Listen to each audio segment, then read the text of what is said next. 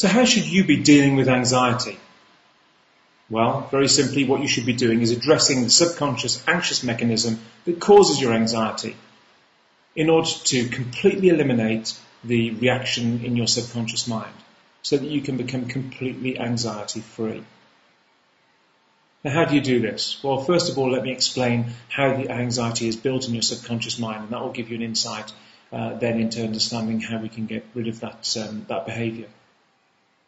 Anxiety, inappropriate anxiety, is caused when the amygdala, the small organ in the brain that is responsible for the anxious response, in other words, the anxiety control centre, becomes reset at a higher level of anxiety than is appropriate.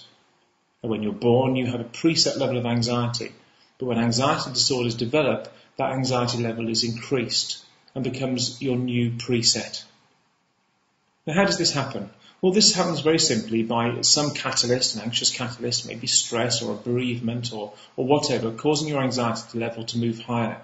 And once that happens, your subconscious mind then makes the decision as to whether that new high level of anxiety is appropriate or not. But as soon as that level becomes high, you start to experience symptoms and sensations and thoughts associated with high anxiety, and that causes fear. That fear is fed back to the amygdala.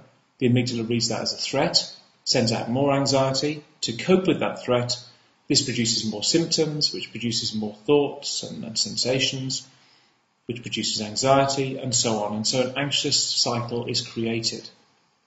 The key to overcoming this anxiety is to cure yourself, to remove the subconscious anxious behaviours that cause this anxiety.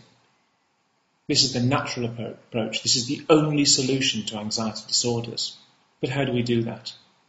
Well, what we have to do is convince the amygdala, the anxiety control centre, that you are entirely safe, that there is nothing in your environment that poses any kind of threat or risk to you. So when it sends out those what-if questions that are so searching and can be so invasive, things like, what if I pass out? What if I die? What if I pick up this knife? What if I harm this person? What if I do this to this person? All of these thoughts are completely appropriate in the anxiety response because they're designed to do a risk assessment of your environment.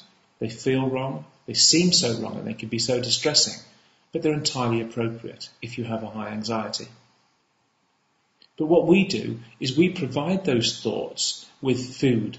We create an environment for change, an environment for recovery, and we can show you how to do this in a very structured way. That when your sensory organs, your eyes, your ears, your nose and your mouth and your skin feed back to your amygdala the data it needs to make a decision about your anxiety levels, it receives data that makes it reset to a normal level of anxiety. And this can be done very, very quickly. I did it in my recovery, and I've since shown tens of thousands of people around the world to do the exact same thing. And my psychologists and my team of counsellors are there to help you to do this whenever you need their support. And it can be done very quickly. In fact, I've had people do this in hours, not days, hours, and make a full recovery.